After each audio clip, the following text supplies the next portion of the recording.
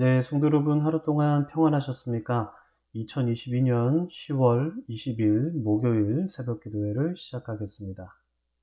오늘 저희들에게 주신 하나님의 말씀은 사무엘하 19장 1절부터 15절까지 말씀입니다. 사무엘하 19장 1절부터 15절까지 말씀 제가 봉독해 드리도록 하겠습니다.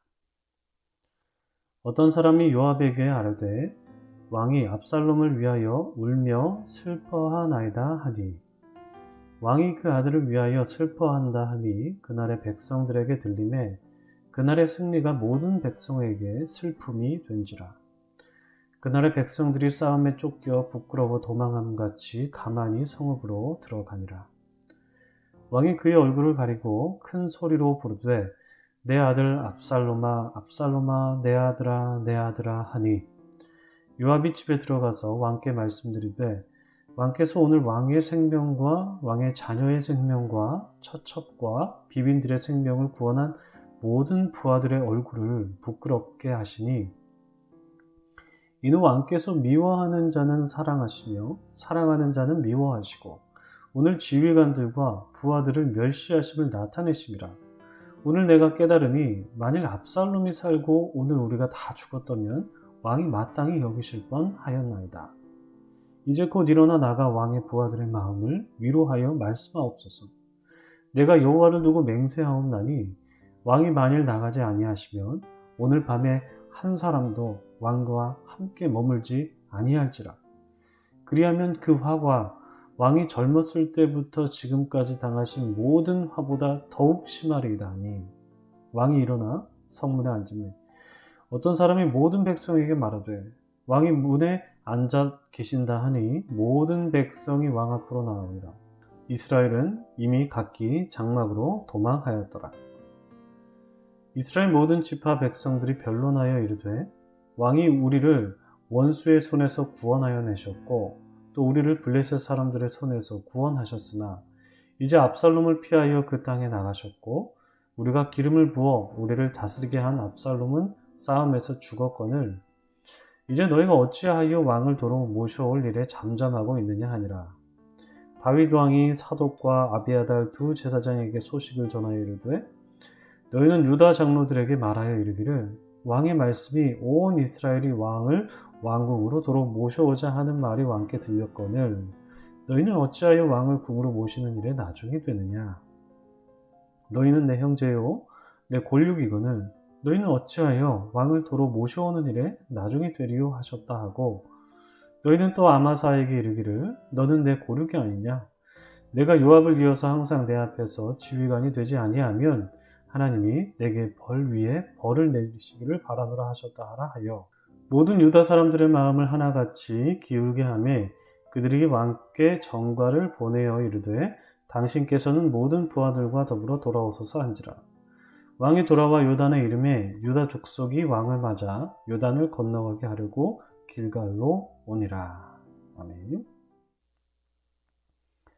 참 좋으신 우리 주님의 크신 은총이 우리 토론토 한장로교회 모든 교우분들에게 오늘도 함께 하시기를 주님의 이름으로 축복합니다.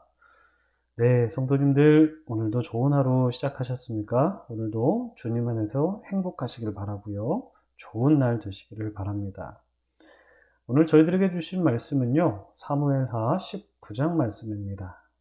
우리는 어제 다윗이 압살롬의 죽음에 매우 슬퍼하는 장면 보았죠.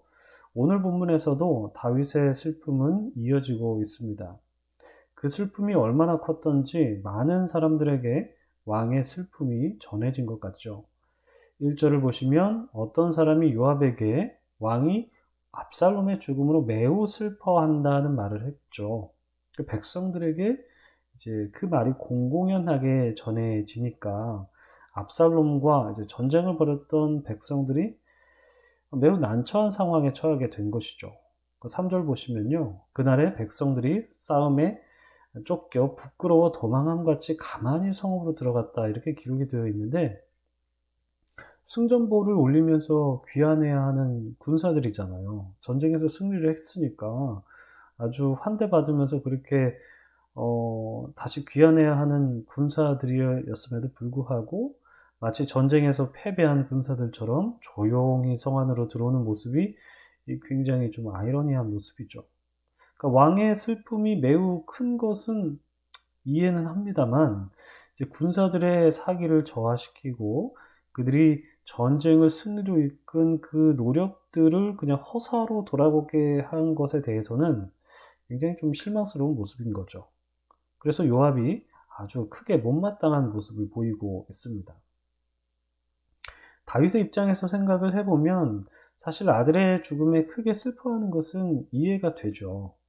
엘리자베스 퀴슬러 로스라는 작가가 쓴 인생 수업이라는 책이 있는데요. 이 책에 보시면은 이제 역할이 나를 정의할 수 없다. 진정한 나는 이제 역할에서 찾을 수 없다. 이런 말을 하긴 했습니다.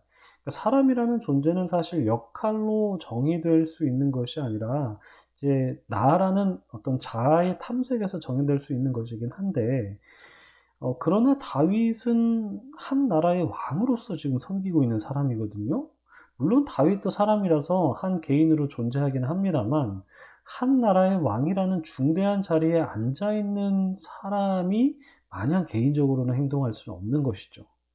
그래서 다윗이 개인적으로 슬퍼하고 애통해하는 것은 이해하지 못할 바는 아니지만, 지나치게 슬픈 감정에 빠짐으로써 백성들의 사기를 저하시키고 군사들의 노고를 숲으로 돌아가게 하는 것은 군주로서의 모습은 이제 결코 아니죠.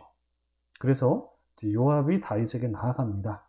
요압은 다윗에게 충언하죠. 왕이여, 왕의 부하들을 위로해 주십시오. 왕의 부하들이 왕의 생명과 왕의 자녀들과 비빈들의 목숨까지 구했습니다. 왕이여, 그들의 노고를 치하해 주시고 그들 격려해 주시고 그들의 수고를 인정해 달라고 간청하죠. 요압이 여기까지만 충원했으면 참 좋았겠는데, 요압이 마치만 다윗을 겁박하는 것처럼 그렇게 말을 하죠. 만약 그렇게 하지 않으면 여호와를 두고 맹세하건대 왕에게 화가 미칠 것이고 그 화는 왕이 젊었을 때부터 지금까지 당한 화보다 더 심할 거라고 그렇게 말합니다. 요압의 마음도 사실 이해 못할 바는 아니죠. 요압이 군대 대장이니까 그 군인들의 리더지 않습니까? 그래서 군인들이 자기 부하들이 그렇게 풀 죽은 상태로 들어오는 걸 보면은 굉장히 좀 못마땅한 그런 마음은 이해가 돼요. 근데 왕에게 용기 있게 말한 것 같지는 참 좋은데 너무 지나치게 행동을 했죠. 그런데 다윗이 참 훌륭한 점 중에 하나가 이 요압의 말을 좀 잘 들었습니다. 어떻게 보면은 굉장히 쉽지 않았을 텐데, 다윗이 부하의 충언을 듣고 또 그대로 하는 모습을 볼 때에 다윗이 훌륭한 점이다, 이렇게 우리가 볼 수가 있을 것 같아요. 그렇게 다윗은 다시 백성 앞으로 나오게 되죠. 그러자 이스라엘 지파들이 다윗 왕을 다시 왕으로 모셔오려고 합니다. 그러나 다윗 왕은 이스라엘 그 북쪽 지파보다 유다에게 더 관심이 있었던 것으로 보이죠. 우리가 지난 시간 화요일에도 아마 신목사님 통해서 우리가 나누었던 것 같은데, 유다 백성들은 다윗 왕을 초창기 때부터 이제 지지했던 사람들이었기 때문에 사실 유다 백성들은 뭐 이렇게 표현하면 좀 그렇긴 하지만 다윗 편이죠.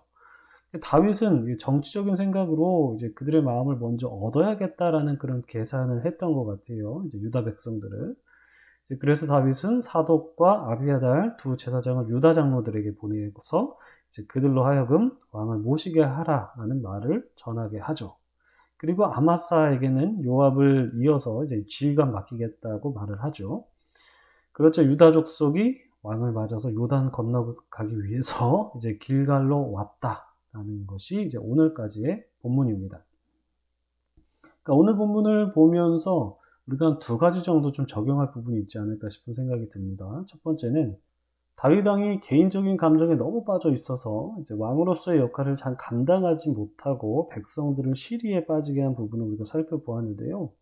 리더는 많은 사람들에게 영향력을 끼치죠. 그러니까 리더가 너무 감정이 없고 뭐 이성적이만 한 것도 사실 문제겠지만, 반대로 너무 감정에 치우쳐서 많은 사람들에게 이게 부정적인 영향을 끼친다면 이제 그것 또한 심각한 문제인 것이죠. 뭐 비단 리더뿐만 아니라 우리가 살아가는 데 있어서 많은 사람들과 이게 관계를 맺으면서 뭐 감정도 드러내기도 하고 뭐 이렇게 표현을 하는데, 이 감정이라는 것은 전염성이 있기 때문에 나의 감정도 다른 사람에게 이제 영향을 끼치게 되고, 또 반대로 또 우리가 다른 사람들의 감정을 우리가 받기도 합니다.